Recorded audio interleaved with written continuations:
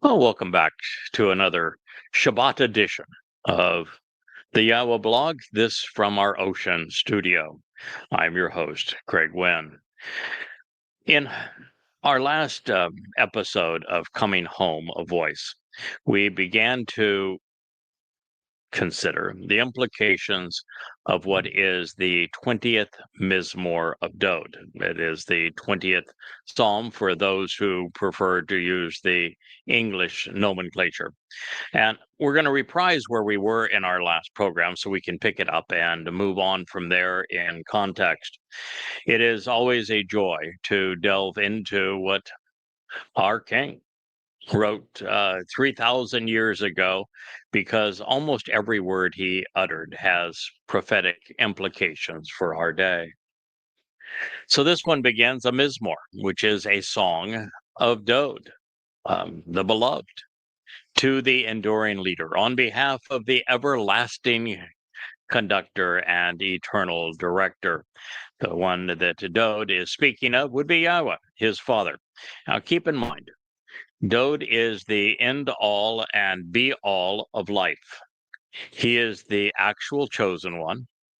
He is the actual Messiah. He is the real Son of God.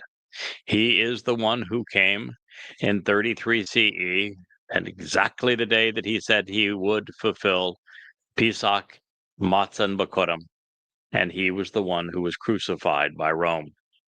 Yes, I know that the world attributes this to a mythical misnomer named Jesus Christ, but Jesus never existed. And he was nothing but the product of identity theft, stealing what actually had transpired by the one who bore all of these titles and accolades and achievements.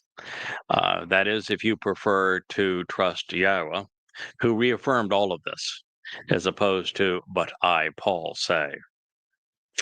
So this is a Mizmor, a song of Dod to who is the beloved, to the enduring leader and everlasting conductor. And you will notice that, Dod does something that we should all do, and I do quite routinely.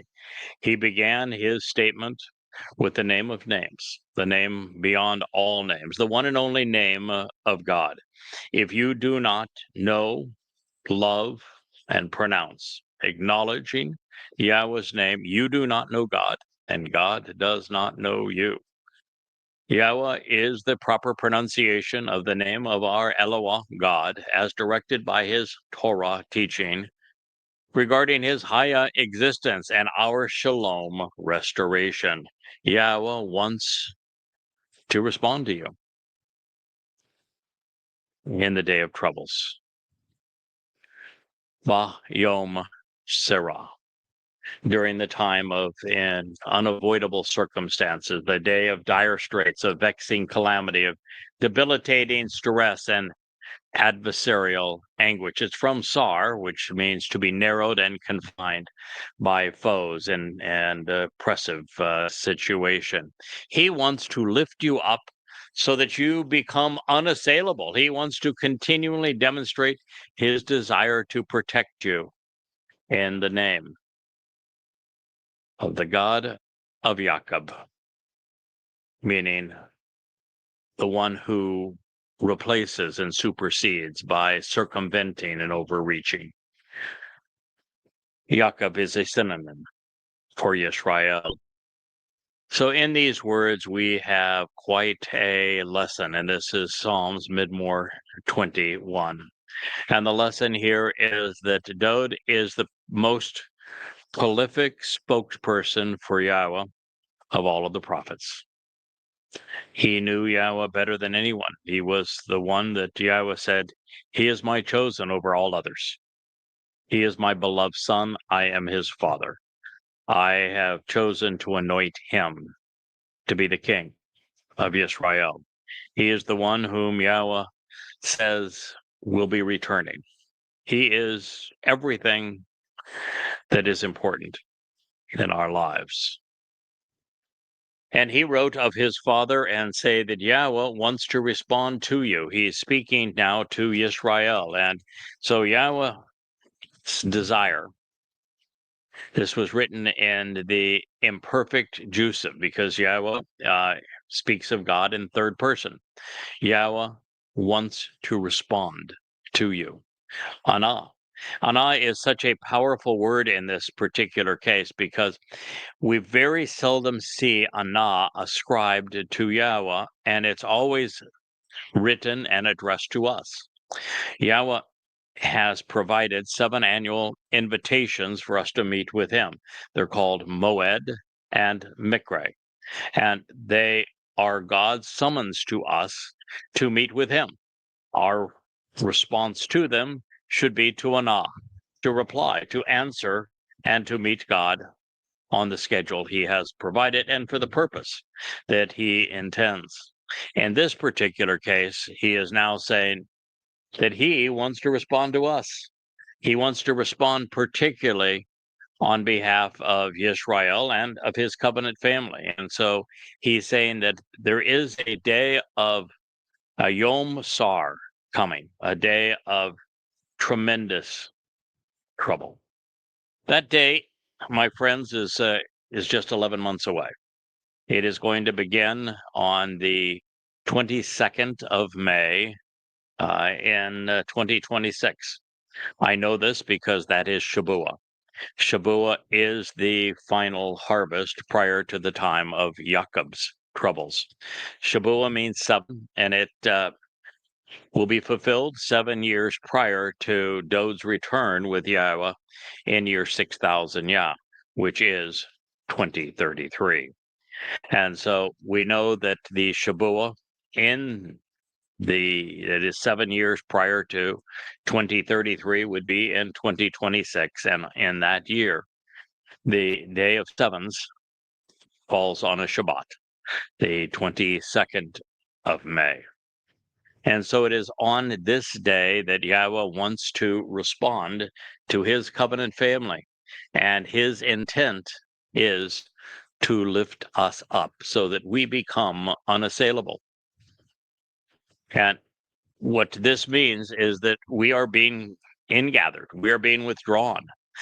This is Yahweh's commitment to fulfill the katsir of Shabuah, to draw his people out of this and away from this time of terrible trouble that is going to befall Yisrael.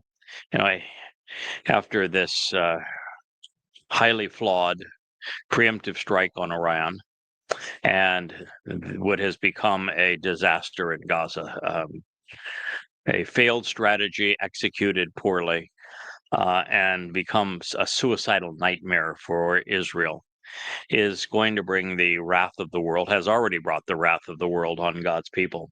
They are disdained and hated more than any nation or ethnicity in the history of the world. Anti-Semitism is at an all-time high, and to a large degree, Israel brought this on itself. Listen, we all know that it was Muslims from Gaza under the tidal Osca flood that entered Israel to rape, plunder, mutilate, abduct, and murder Jews. And that Jews were absolutely justified in holding these Muslims accountable, who all came from Gaza, recognizing that every Gazan is a Muslim and that Islam is absolutely complicit in this crime, and that all Gazans celebrated the abuse of Jews. But there are things which are justified that still aren't right. And this was not the right response for Israel. And I said so long before Israel invaded, back on 10/7 of 23. And by having done the wrong thing, even though justified, Israel is about to enter this horrible time of trouble. And Yahweh, as a loving father, is going to lift his covenant family out of it. That is the purpose of the Shavuot harvest. It's both Yehudim and Goyim, represented by the 2 loaves of bread that will be brought out of this world just as it plunges into the ultimate darkness. And he's going to do so in the name of the God of Jacob. What he is telling us, he hasn't changed. His support is still on behalf of his people, of Israel. But nevertheless, the best he can do at this point is to remove the covenant family, because he can't respond in any way to any other Yehud or Israelite, because frankly, they don't know him. They have remained estranged from all the way back in the days that they were so obnoxious towards God during the Exodus. So while Yahweh chose the Israelites because of his relationship with Abraham, the Israelites have very seldom chosen God, and at this point, they remain not just estranged, but so very far apart that God has said, I'm divorcing you. You are no longer my children, and I'm going to return to heaven. I'm going to let you fend for yourselves. And then he's very clear. He says, I will return to you when you return to me. The Mizmor goes on to say, from Zion, which would be the signs posted along the way, and it runs between the city of Dod and Dod's home on the southern part of the ridgeline of Moriah, all the way up to the home for Yahweh's name at the summit of Moriah. So from Zion, and by means of the signs posted along the way, it is the will and desire, his will and desire, to reach out by dispatching and extending from his set apart place someone to assist you who is able to accomplish this task, along with the means to strengthen and sustain you. This is Psalm 22. Yahweh has 1,000 references to this individual and to this mission. He realizes that his people and he sit apart, that they are in fact estranged, and that Jews are as obnoxious and belligerent towards him as they were during the Exodus, when Jews asked God to shut up and go away, that they never wanted to hear or see from him again. But that must be resolved, because we only have 99 months left until we reach the point of put up or it's over, where Yahweh returns with Dod on the great family reunion and homecoming, October 7th, Yom Kippurim, 6:22 p.m. as the sun sets in Jerusalem in 2033 or 6,000 Yah, or he's just going to destroy the earth because there's no one there. Now, we've read the prophets and we know that we prevail. So there are others who are going to read these signs that are posted along the way and make the connection between Dod as the Son of God and our Savior, and Yahweh, his Father. So from Zion, by means of these signs posted along the way, it is his will and desire to reach out by dispatching and extending from this set apart place someone to assist you who is able to accomplish the task, along with the means to strengthen and sustain you. This person has many names and titles along the way that God has provided. He is introduced as the Choder, as the Nakar, as the Nakri, as the final Zeroah, as the Edah, which is a witness, as the cold voice of God, as the Bashar, herald of Dod, as Yada, one who knows, as the Adamah Parah, the red heifer, as the man who comes from Edom. He's even equated with El Dod, the Dod, beloved of the Almighty, as my Dod in the 11th chapter of Bamidbar, Numbers. And his job is to support and, to awaken Israel, to get Israel's attention to the point that they start to pay attention to God again. His desire is to remember your contributions. Yahweh recognizes that there are some Yehudim along the way who have done some remarkable things, and he wants to remember the best in you.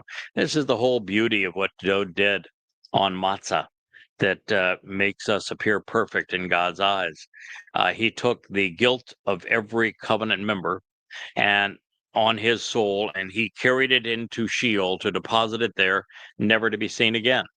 And under that basis, God can see everything that is good about us.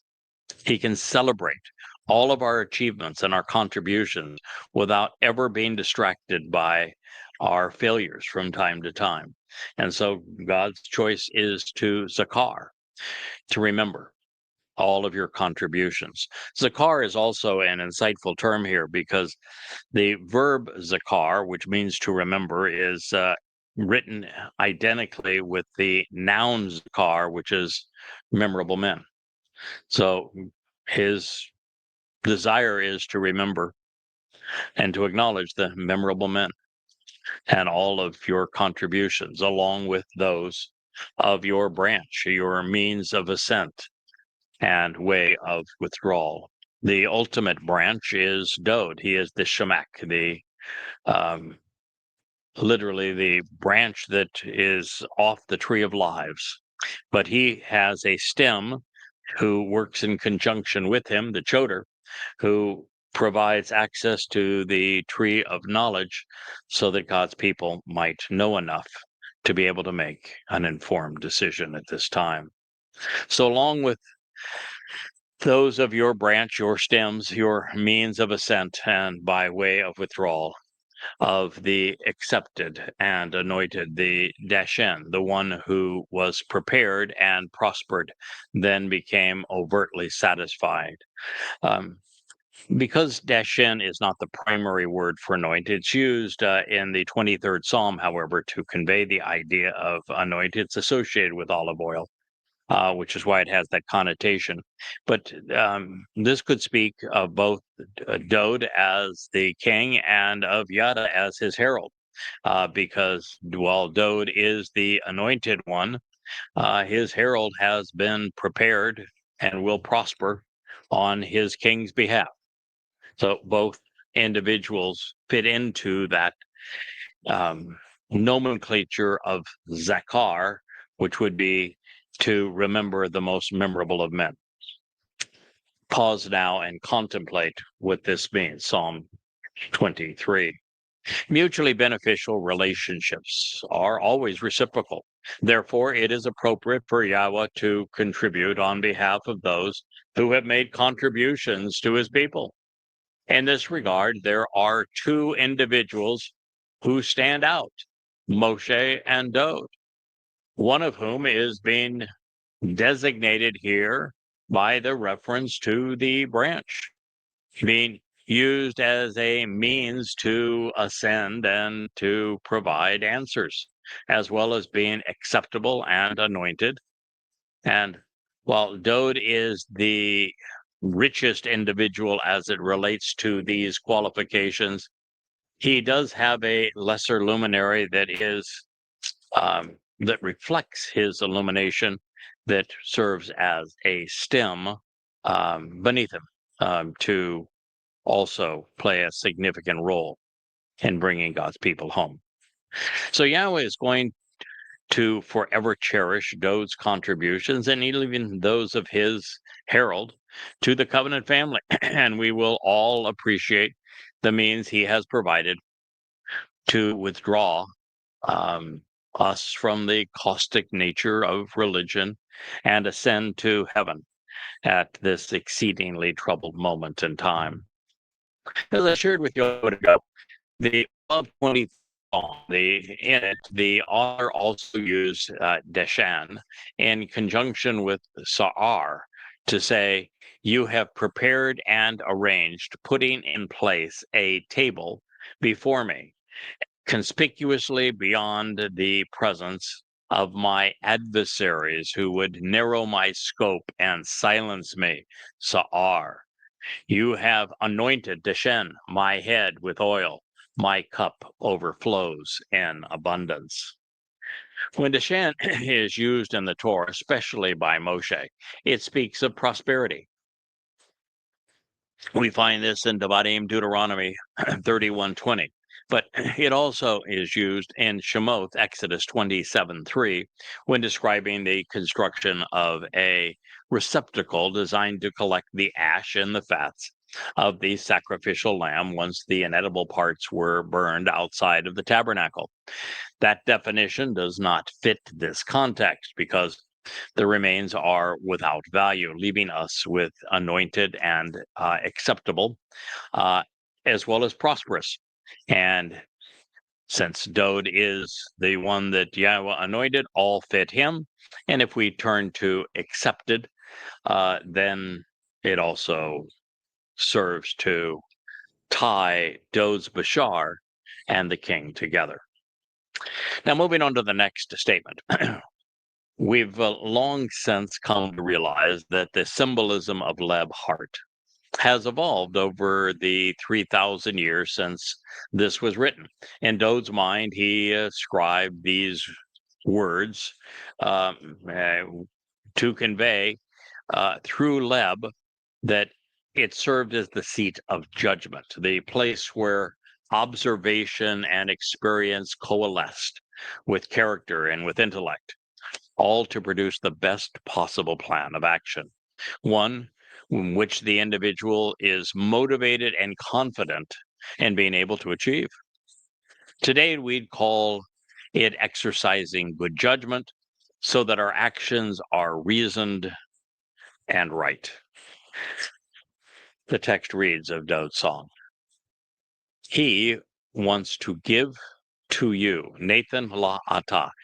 It is his desire and will to bestow unto you, offering and allotting to you, call imperfect Jusive, that which is in accord with, that which is consistent with your best judgment, lebata, you exercising sound decision making, such that your heartfelt desire is determined by your conscience, and it is the product of observation, experience, character, and intellect coalescing, such that you fulfill everything you've advised and proposed, all of your conclusions and counsel, the things that you have thought about, accepted, and are willing to act upon. Lyrics to be sung, Mizmor 24. So this is either wonderful or terrible, depending upon how accurate our thinking, conclusions, and counsel have been. If addressing Dode, then Yahweh is affirming that he concurs with Dode's thinking on the matter of fulfilling Chag Matzah and Kapunim. The son proposed this plan and quickly received his father's full support. The Moedim have been and will be fulfilled, just as Dode has desired and has advised, even as Yahweh approves. There is but one way to benefit from this rather extraordinary promise and opportunity, and that is to be observant, closely examining and carefully considering everything Father and Son have revealed to us through the Mizmor, particularly ones like this one. And then we think about what we have learned and exercise good judgment regarding what God has taught. So that we are on the same page, there are 4 reasons that I was led to present the 20th Mizmor before commencing in our review of the Psalms and picking up the message of the 6th and the 7th. The first is that it was written to enlighten us about what to expect from Yahweh during the time of Jacob's troubles, which is just 11 months into our future. The second is that the use of Yeshua, salvation, in context with its root, Yasha, to save and to deliver. The third here is Dagal, to look at and celebrate, a conspicuous banner. and what that entails for us at this time. And the fourth is its conclusion with Mashiach, the anointed Messiah. In the next two statements, we're going to find all four of these incredibly insightful words. So Dode is encouraging everyone to listen to him and to run on, to shout for joy. Ba Yeshua Ata, in your salvation.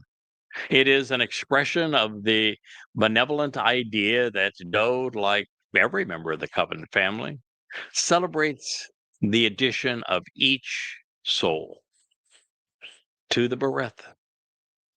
This expression of joy, however, is not based upon a nebulous religious notion or even some popular belief, but instead in the name of our God, Yahowah, and on behalf of those who Degal choose of our own accord to actually observe, closely examining and carefully considering the conspicuous banner, which will be raised in recognition of the unfolding consequences during this time of trouble.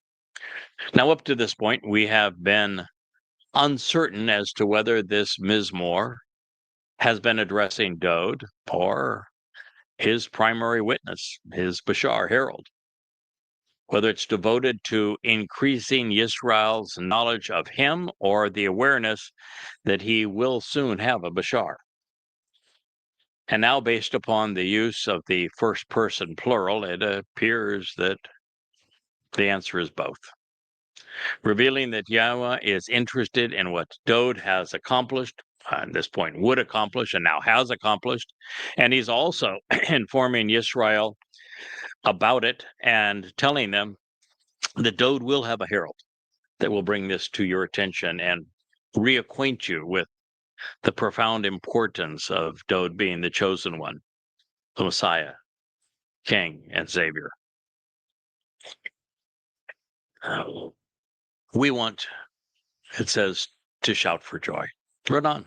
It is our desire to sing blissfully, rejoicing over your salvation. Ba Yeshua Ata. Over your deliverance, your welfare, your freedom and victory. In the name of our God, by conspicuously lifting up a banner, the God. By what we readily point out and celebrate, upholding in sight of the people as a sign, an ensign recognizing the unfolding implications of this message, especially as it's unfurled over time. Yahowah wants to satisfy and to fulfill all of your requests and expectations, your inquiries and your questions, every one of your petitions and appeals. Mizmor, lyrics to be sung, Psalm 25. Every reconciled soul, of course, has a cause for celebration. So rather than this being father and son, or the Messiah and his messengers jubilantly singing, the more who are Yeshua, emancipated and liberated, delivered and saved, well, the better.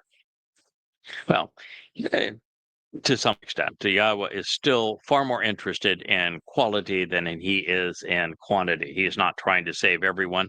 In fact, his estimates are about 1 in a million. But he wants those individuals to be extraordinary, to be devoted to learning, to loving his name, to embracing his covenant, and to answering his invitations while supporting his people. Yahowah referenced this banner, of course, initially in association with the Towrah. The Towrah is this stem off the main branch. He is the sucker that gives the fallen root stock and stump of Yisrael new life. He is the rod of divine judgment. He is the one whom Yahowah would support, has now come to support with his 7 spirits. So in Isaiah 11, the sign is called a nesh, a banner. Dode has chosen Degal to describe the same symbol, the same sign, recognizing that either Father and Son, or the Messiah and his messengers. We're going to be lifting it up for all to see, particularly as we get deep into the time of Jacob's troubles, and to a large extent even now, as we prepare Israel for what is to come. Moreover, as was the case in Yeshayah, where Yahweh was raising the sign scribed by his choder, this banner speaks of Dod, and of course his father Yahweh, and of their people, Yehudim and Yisrael, and of the Moadim and the Bereth, with every word leading to the return and the salvation of God's people. Yahweh remains committed to satisfying our requests by fulfilling our expectations, exceeding them.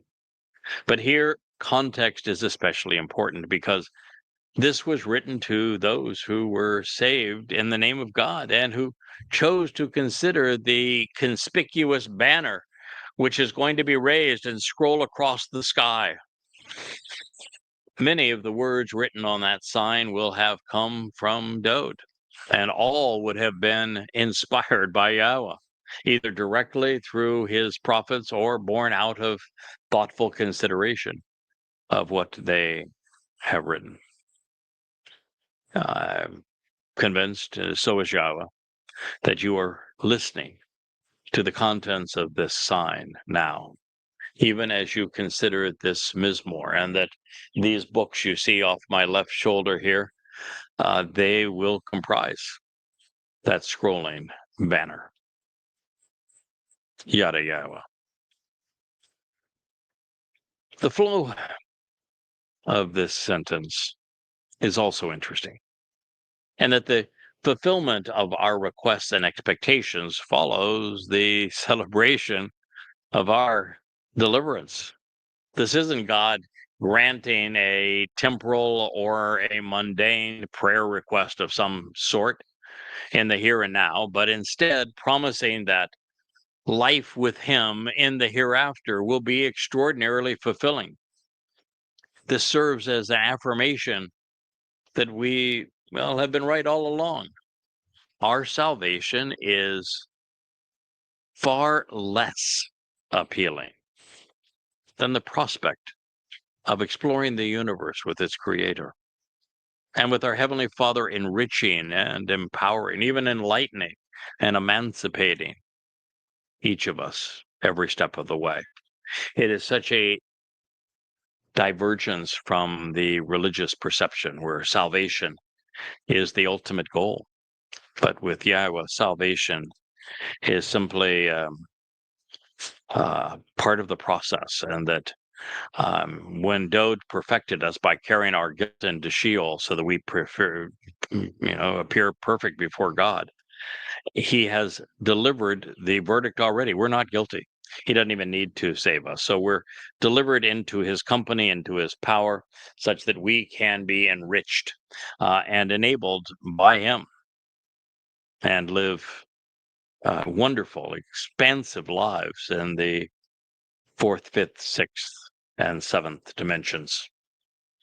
So, speaking of this very moment when his people are being saved by, well, observing the words that are written on this banner as they were comprised in these books, and that the author of this song has so beautifully contributed to, because we're right now going through Coming Home Volume 1, which speaks vociferously of Yahweh's and Dod's relationship and what they would accomplish together. So you are listening to it being unfurled as the beneficiaries celebrate their most hopeful desires literally being fulfilled, as the beloved son continues to share these words about his father. Concurrently now, I realize at this time that surely Yahweh will deliver at this moment to deliberate and save his anointed Messiah. Wow. Here's Dode, the Messiah, the man whom Yahweh himself called his son, the great prophet, the anointed king whom Yahweh said has an eternal throne, the man who, as Gabriel, God's most capable and courageous man, told us when he would fulfill Pesach Matzah and Bakurim in 33 CE, the very man who wrote a graphic depiction of his own crucifixion, fulfilling Passover 700 years before crucifixion even existed, and his 22nd Mizmor. This, the Mashiach of Yahweh, said concurrently, now I realize at this time that surely Yahweh will deliver at this moment to liberate and save through his anointed Messiah. He's saying that Yahweh is going to save through him. He's going to deliver him in his second of three lives, and the result is going to be the salvation of his people. Boy, to have that ripped off by Christianity and to have the title Messiah pilfered from him and then convoluted through Greek to Christ and used as a last name to commit an act of identity theft just makes one want to puke. And so Dode, the chosen one, said, he, speaking of Yahweh, has chosen to answer and to respond through him. Through whom? Through his Messiah. Who is his Messiah? Well, Yahweh tells us that his Messiah is Dode. He never once says that his Messiah is some cockamamie Jesus. His Messiah is not a dead God on a stick. His Messiah isn't somebody who was born of a virgin. His Messiah isn't somebody who was given a Greek name and first appears in 52 CE from the poison pen of a overt liar who even admitted that he was demon possessed. No. The Messiah, through whom that Yahweh would answer and respond, through whom he would save, is the most famous Messiah in all of God's story, the only one that was anointed 3 times at Yahweh's instructions, and who Yahweh himself said, I have anointed him with my own special oil, and I have placed my spirit upon him. Anahu, it is his desire to consistently sing along with him, replying by continually and literally declaring the information needed to answer important questions regarding him, genuinely choosing to be preoccupied with him and concerned about him, even as he suffers in this period called imperfect Joseph, all from his set-apart spiritual realm in the heavens. Yahweh perceived what Dode would do and then witnessed his son's fulfillment of Pesach Matzah and Bakurim in 33 CE, watching from the 7th dimension. Must have been gut-wrenching for him, but also a moment of great pride. And then we read a line that tells us exactly who this Messiah is. Happens to be the same fellow that said he was writing this psalm, Doug. Through the Gabora, the characteristics of the capable and courageous individual, the most prominent and powerful leader who isn't afraid to fight for what's right. Bah Gabora. It is from Gabor, and it reveals that Yahweh's response is going to be delivered through Dode's nefesh. And we know this because Dode is a dude, And as a man, he is ascribed the title and the attribute Gabor. But he fulfilled this means of perfecting his people, saving them, if you will, delivering them from the consequence of religious and political corruption on Matzah. And when he did this on Matzah, it was through his nefesh soul, not his bashar body. His bashar body was offered as the Pesach lamb. His nefesh soul served as the mechanism to carry our guilt into Sheol. The reason this is important, bashar is masculine, nefesh is feminine, and Gaborah is the feminine of Gabor. Therefore, it is referencing Dod's nefesh soul and what Yahweh and he would accomplish when our guilt is carried into Sheol and deposited there, never to be seen again. So Dod is the Gabor, and his soul is Gaborah, conveying the capable and courageous individual, the most prominent and powerful leader who isn't afraid to fight for what's right. It is the one that Yahweh responds through, using Dod's nefesh from Gabor, the empowered defender of his people, of the right hand, saving and delivering. We're getting a little help here from Rich, who recognized that when he brought our teleprompter up to snuff, he might have forgotten to plug it in so that it has a little longer life than it would otherwise on the battery. But he has snuck in from the side and gotten the job done just as we concluded our review of Mizmor lyrics to be sung, Psalm 26. It is nice to have someone who is such a gentle and caring soul, someone who is so bright and resourceful, here to support Leah and I so that we can accomplish what needs to be done on behalf of God's people at this time. So thank you, Rich.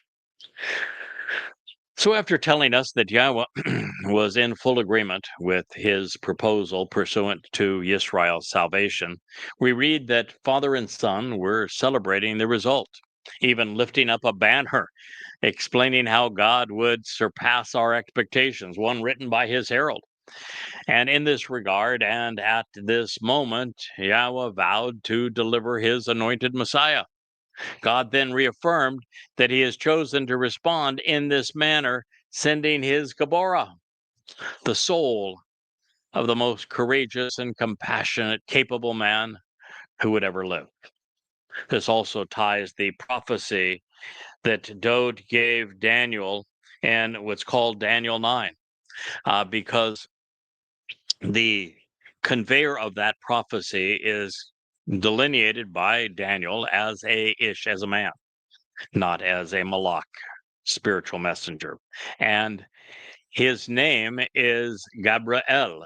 Gabriel is from Gabor with El, which means the most capable and competent man of God. Gabriel is Dod. It's Dod who described his own service as the Messiah, who would be cut off, but not for himself, in the fulfilling of Matzah at this time. So since the only relevant aspect of the Messiah's persona, which is feminine, is his nefesh, soul, the mikre would be fulfilled in this manner. Should anyone have been looking for an overt and incontrovertible declaration from God that Dod's soul, his nefesh, fulfilled a matzah, while his bashar body enabled the promises of Pesach, giving us life, and then in harmony with the set-apart spirit, delivered Dod's nefesh soul back to Yahweh and Shamaim on Bakurim, which is the plural of Bokor. Dod is the Bokor, the firstborn of God, according to God, and Bakurim means firstborn children. So all of this is transpiring through Dod's nefesh, his consciousness, that Yahweh has satisfactorily answered this question should it have arisen. Well, digging deeper, Mashiach is correctly translated as anointed and appropriately transliterated as Messiah. Mashiach designates someone God has specifically chosen and prepared, giving him the authority, approval, and permission to lead in this regard. To determine when Yahweh was referring, to whom I should say Yahweh was referring, it is vital to note that Dod is not only specifically named as Yahweh's Mashiach on 3 occasions. Throughout the Psalms and the prophets and writings, he, on Yahweh's instructions, was Mashiach 3 times. Moreover, Dod was God's foremost Gabor. So while there are those who prefer to give the Messiah title to their Christ, there's no basis for doing so. There's no mention of a Christ here. There's no mention of a Jesus here. This psalm was written by Dod, about Dod. He is the Gabor, not Jesus. When Gabor is used in Isaiah 9 about this child who was born and this son who was then given to us, and it calls him a Gabor, there's only one name mentioned and associated with that prophecy, and it ain't Jesus. It's Dod. There is no Jesus. There's not a single mention of anyone close to that name. And there's no prophecies regarding anyone like that. But there are countless prophecies about Dod. And he is absolutely the Messiah and Son of God, as well as our Savior. So Dod is the man who is known to have done these things, who actually spoke of himself, spoke for himself when he said he would fulfill them as the Messiah. So if Mashiach isn't properly transliterated as Messiah, when it is presented as a title, then, ladies and gentlemen, there is no Messiah. It is the only word in Hebrew that can be rendered Messiah, Mashiach. So if here, speaking of Dod, and a psalm written by Dod, and in conjunction with our salvation, Yasha, the only way to transliterate Mashiach is Messiah. No other Hebrew word or concept that can justify this title. And second, in Daniel 9, the person who fulfilled the full spectrum of the most famous Mashiach prophecy was the man who delivered it, Gabriel, Dod. In the words of my favorite songwriter, pause now and consider the implications. Now, to be credible, when moving from one language to another, the rules are simple. Words should be translated, conveying their meaning, while names and titles must be transliterated, communicating their proper pronunciation. You know, Genghis Khan is a title. We don't call him Genghis Khan, king. Julius Caesar is a title. We don't call him Julius Emperor.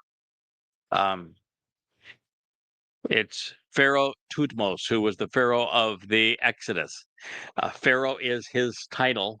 We don't call him King Thutmose, just because these titles could be transliterated or translated that way. Similarly, the person who served as the Mashiach can be the Messiah, but he can't be the Christ. No basis for that. It would be inconsistent with the rules of translation versus transliteration. So titles can also be explained should they convey something which is of interest and pertinent.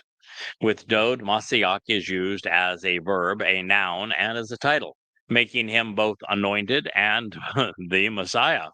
Moving on to an even more revealing term, we have 7 choices with Yasha when it is addressing what God would achieve through the Mashiach, anointing Messiah. And the first of these is that this is the initial time that Yasha appears in this prophecy. And it's used as a verb and it's scribed in the third person masculine singular, where the subject is clearly identified as Yahweh and the object is unmistakably Mashiach, his Messiah.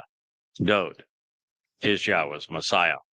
Well, we're going to conclude this program at this point because, I don't mind getting a little bit of an island baptism with the water, and I don't mean baptism in a religious sense, but I am feeling the rain on my shoulders, and we have some books that I'd like to protect behind me. So it's probably wise that we conclude this expression of this marvelous song of Dod at this point. And I thank you so much for listening and being part of our outdoor studio.